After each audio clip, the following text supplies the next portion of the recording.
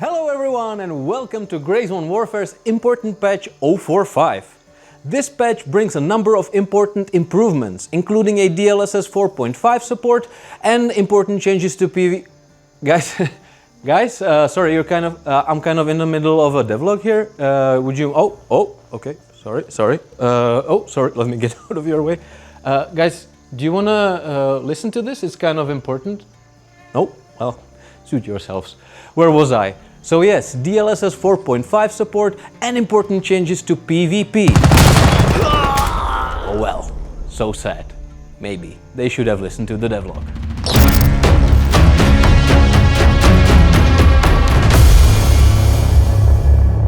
That's right guys, we are bringing much anticipated changes to the warfare mode, aka PvEvP. These changes were requested by...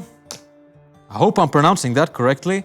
Absolutely everyone. So let's talk about it. And make sure to watch until the end of the devlog to learn how you can get an exclusive and limited Vietnam War era set.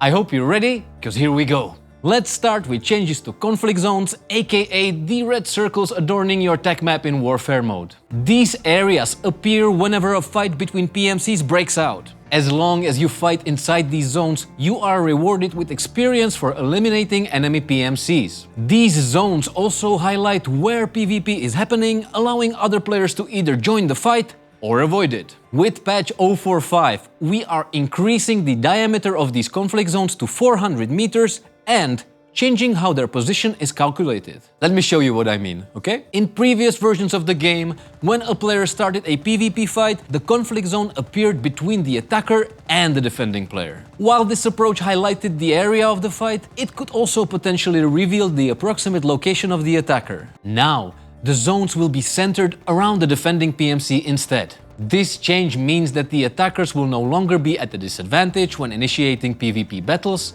and can remain concealed or in cover and push their advantage. But that's not all. We are raising the stakes. Players who die in a conflict zone will no longer have the option to respawn at the nearest combat outpost, but will be forced to spawn at the base camp. That means that PvP skirmishes will have a conclusion and a clear winner who will have the chance to loot their victims and exfil. These conflict zone respawns will have one exception though. The first PvP victim will still have the option to respawn in the nearest combat outpost. Why? Because sometimes you are just trying to mind your own business, do some tasks, and all of a sudden you find yourself to be the victim of PvP. We want to give these players a chance to re-enter their AO and try to reclaim their hard-earned possessions. Now on the topic of combat outposts. After a faction captures a COP in warfare mode, it will be locked for 30 minutes and cannot be captured by another faction. Removing the motivation to capture the COPs over and over again should lead to PvP moving more into the world of Lamang, away from these outposts. In PvE or joint ops, combat outposts remain unchanged and they are available for all factions. All these changes should also remove the current PvP loop, where players can spawn very close to their dead bodies and charge their killers with little to no equipment, risking absolutely nothing.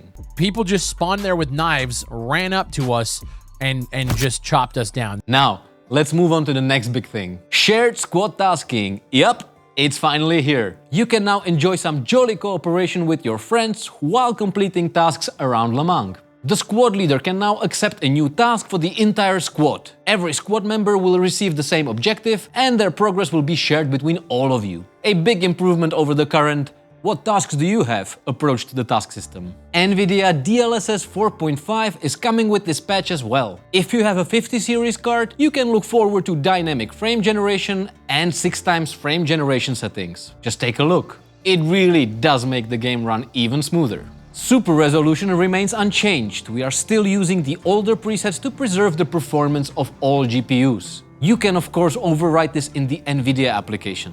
Now, let's move on from additions to fixes. Patch 0.4.5 brings a number of bug fixes. The notable ones include a fix to interactions for loot and helicopters, free look not working when prone, players appearing invincible to other players' shots. You're cheating, aren't you, bro? I am not cheating, dude. It's all live. You can come watch it, bro. Yeah, you're cheating. Right there. Scopes turning black under some conditions, weapon camo tasks not resetting after failure, AI grunting after death. Coma is now more common, giving a chance to your teammates to save you. Removal of stuck spots, one of which is a toilet in the old bunker near Hunter's Paradise, for example. What's going on in here? And so on and so on. The full list of changes and improvements is available on our Steam page. Now, I have some really exciting news. We have recently reached an amazing milestone. A whopping 1.5 million players already purchased Grey Zone Warfare, and we're still in pre-alpha. Quite the accomplishment. To celebrate this milestone, we are introducing 2 brand new events. First, Grey Zone Warfare is part of the Steam Summer Sale. Convincing your friends to join your jungle adventures should now be much easier with a 33% discount on the base game and all of its editions. Learn more on Steam. The sale will run until July 9th. And the second event? Let me show you. We're launching a brand new Twitch Drops campaign where you can get exclusive rewards, like this set for example. Just look at this guy, it's so cool, like the M1 helmet, the era-appropriate uniform, trousers tucked into the jungle boots. I can almost smell the swamp feet from here. Also the new morale patches and glasses. Guys, you want this, I'm telling you man, get this as soon as you can. Yes, you will be able to assemble this limited Vietnam War era set and its variation, as well as 2 new apparel camo sets by watching Twitch streamer playing Grey Zone Warfare or by gifting subs to your favorite Grey Zone Warfare creator. The eras might change, but the jungle warfare is still the same hell. The Twitch Drop campaign will run from June 25th till July 15th. You can learn all about this campaign on our Steam and website. All the links can be also found below this video. And finally, Gamescom is getting closer. If you plan to attend Gamescom and want to meet the Grey Zone Warfare team, now you can. We are organizing the second community meetup at this year's Gamescom, and we have every intention to make it bigger than last year's. The form is available in the description below. Fill it in, and we'll see you in Cologne. And that brings us to the end of this devlog. Thank you for your support, for your love, and for your feedback. We couldn't be more grateful. Take care, and as always, every move matters.